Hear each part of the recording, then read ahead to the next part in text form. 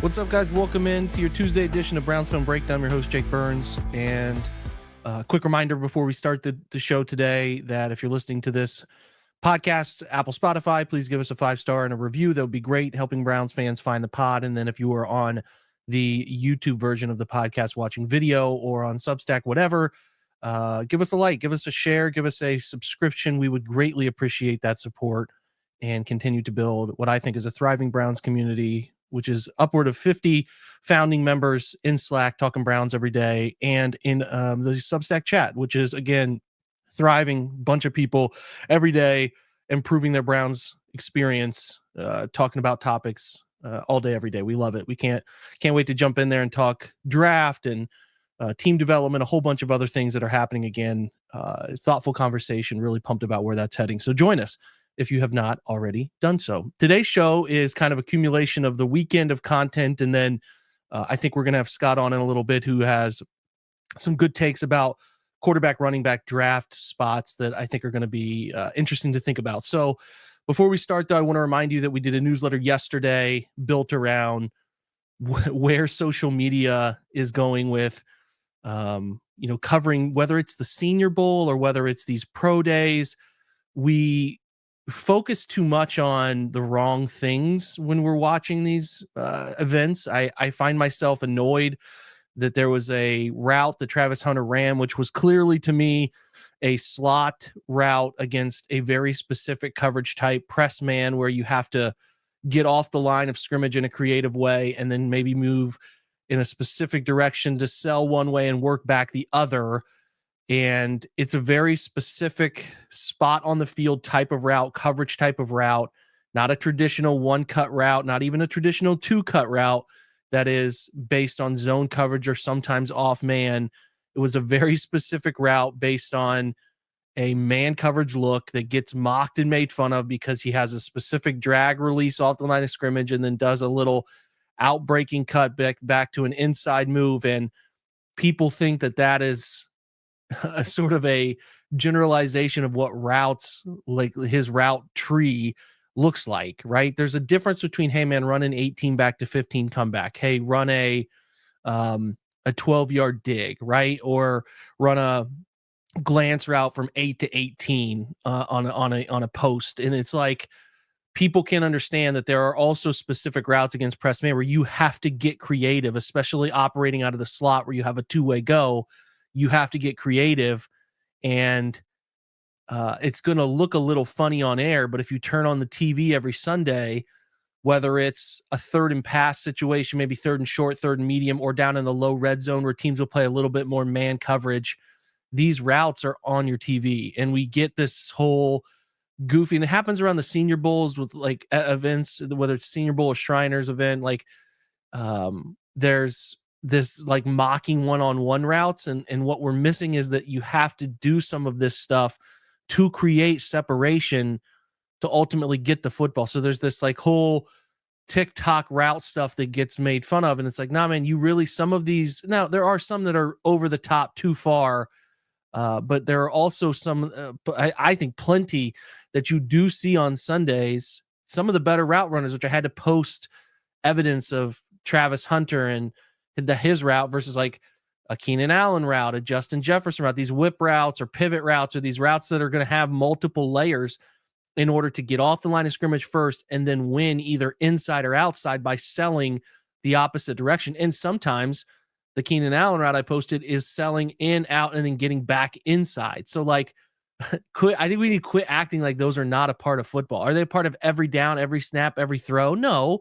There's a lot of timing-based things, and especially singular specific routes that are built into running off play action or off zone looks where you have to get to a spot and be there on time. But then there's, defense is playing one free.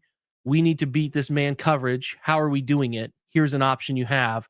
So I get annoyed by that because there's so many people that are like retweeting it and, hey, that's what a route I run in the living room against my kid, or when my son runs against his brother in the backyard. It's like, no, man, these are actual Sunday routes you see. So maybe turn on the TV instead of trying to get a retweet. That's my opinion on that. It kind of got annoying to me, but it does feel like the tide is shifting. We are seeing more Travis Hunter to Cleveland buzz than ever. I think it should be. Been vocal about this, talked through it with you guys enough at this point. He's now the betting favorite to be the second overall pick. It makes all the sense in the world. His Friday showcase, he didn't work out, which is a bummer. I would have preferred that he gave us some running metrics and other things that could have helped him. But I also understand guys who feel like they're going in the top 3. It is a bigger trend now, whether Abdul Carter, Marvin Harrison last year. It is just less likely that we have these guys participating in every event. It is moving further and further in that direction of guys preferring to leave that open to interpretation. And I think you're going to continue to see this number increase. Not every player, clearly, not even all the first round guys, but top of the draft players are making scouts, like put it this way. 10 years ago, there was no world where these guys weren't testing unless you were injured, like seriously injured or something came up and it prevented you. And I mean serious injury. Then guys maybe didn't give you a number in a specific category, whatever. But if you were healthy, you were testing. That's not the case anymore. It's working in a direction that is some guys are just not going to give you any of the metrics. And I'm not even talking about lock top 5 guys. There's more guys like Shedeur who are creeping into the I'm just not testing. You got to take it for what it's worth, what you're seeing on film, which is, I think, why more places than ever, more organizations than ever, and more companies building out technology than ever are getting on-field speed metrics to help curb some of this stuff. Because if you don't have any testing, how fast is a player when he's wearing pads and running on the field compared to his peers is an important thing to know, obviously. So that's a trend. Don't think it helps us evaluate prospects. And I am bummed that Travis Hunter didn't run the 40. I am bummed he didn't do the agility drills the same way I was bummed for Abdul Carter. Does it mean I think any less of either of those guys as prospects? No. Doesn't mean I'm coming off Hunter, right? As the guy I think is the best choice. I do like that he went to the showcase, caught some balls, didn't wear any gloves, which I kind of found funny because he doesn't play that way.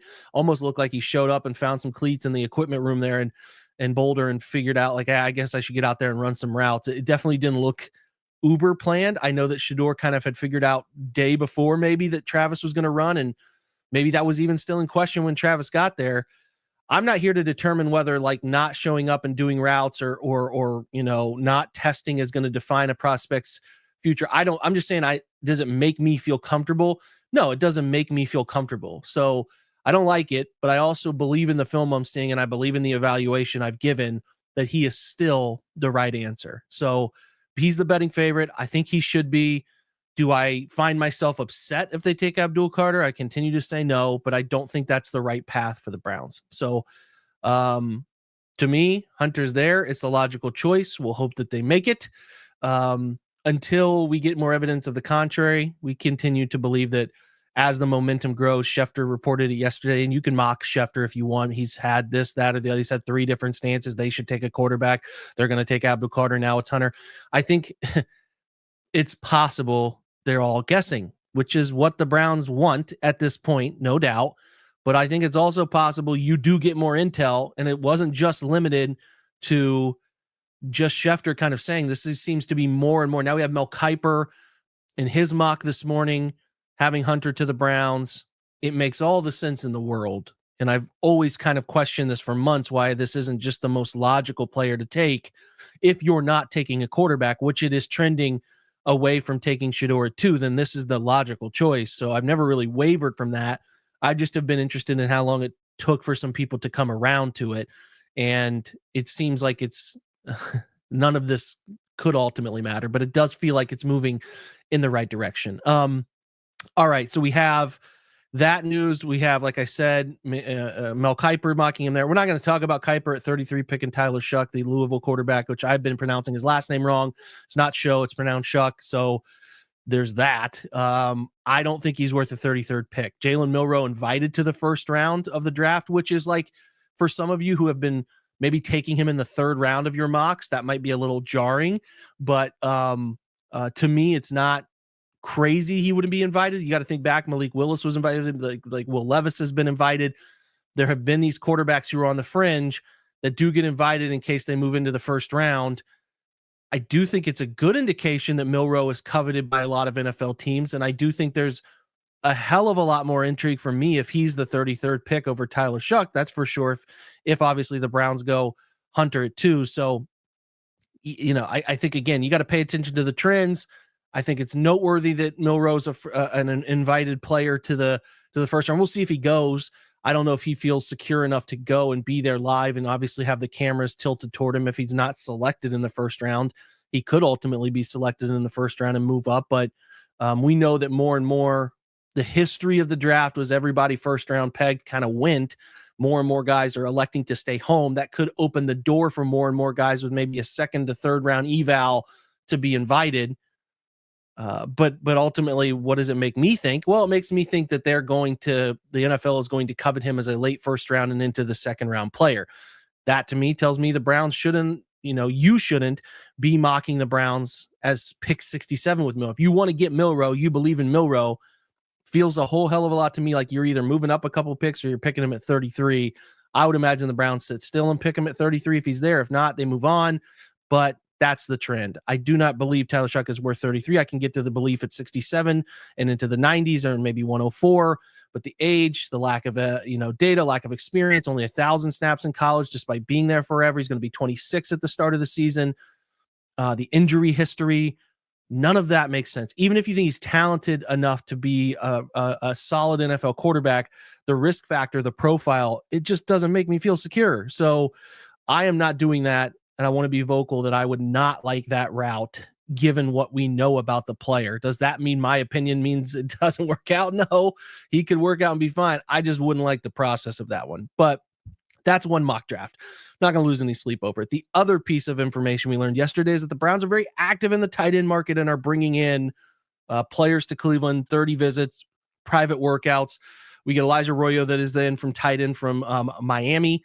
So he is a part of the Browns visits. We learned yesterday is a part of the first layer of that. I think he's a fun player. I think he's an interesting player. A little older, is going to be set to turn 23. So he actually just turned 22. He's not, I got the birth date wrong by a month. So he just turned 22. So he's a touch older. But I think, again, is he going to be a second round guy? Probably, but maybe if the Browns at the top of the third really like him, it's possible. They brought in Mason Taylor from LSU, who, if you don't know his NFL lineage, Jason Taylor's son, a lot of pedigree there, a good football player. Both those guys are fun football players in that second, third, fourth round range. And I can definitely see the Browns going tight end. I mean, they brought in Harold Fannin. We know that they're going to be interested in these players in these particular spots, not the Tyler Warrens of the world. Could they go Colston Loveland if he's there at the top of the second round? Hell yeah, they could. I think he's a first round talent, one of the better first round talents. Young, very good overall, complete tight end profile. They could definitely go that route. I don't think they will, but they could. I expect them to be more in the Arroyo, more Mason Taylor, and then maybe into the 100 or, like I said, 90s or 104. It's like a Harold Fannin spot that they could get involved in. So what we do know is this, though. They're bringing in these tight ends. There's a clear indication that given the status of Njoku's contract over the next few years, his approaching 30, the idea that they want to get into more of those multiple tight end sets, be a heavier personnel package team, all of it indicates that an investment in tight end is happening, which is, again, something we thought was going to be the case. So you like that. I like that. I think that's in a good place. And I like to see more of those names connected to Cleveland. And I think we will see that in the coming days. And a reminder that there are local workouts, so you don't have to bring a top 30 for a guy who's local. A lot of Ohio State guys are local. Obviously, you could get Fannin in on a local visit. Those things help you bring more bodies into your building by being localized. I'm not totally sure of what that is. Could just be in state. Could be a mile radius around your organization, but that opportunity lends the Browns to get out and explore some other players not anywhere near Ohio that they have, obviously, as we know, an extensive desire to get into the SEC and check out those guys and the big conference ball players as well. So that's the latest that has happened around through the weekend and obviously early this morning. And we will have plenty more to cover. What we want to do is shift over now for those of you who are supporters of the website and do a fun exercise around quarterbacks and running backs we like in certain portions of the draft. So Scott is going to be joining me. So hang around and check that out if you're a supporter of the site. If you are not, come back, tomorrow, or come over and join the site and make it a part of your everyday, that all of these are guaranteed to be unlocked and you get the full podcast. And I think you will not regret doing that. So again, if you're done for the day, we'll catch you tomorrow. If you are a supporter of Browns Film Breakdown, which we know you should be if you're checking out the early portion of this pod, come over, join the site, and unlock what I think is a really interesting look at quarterbacks, running backs. We both prefer in the early, middle, and late round portions. We'll be right back, or we will catch you tomorrow. Until then, go Browns.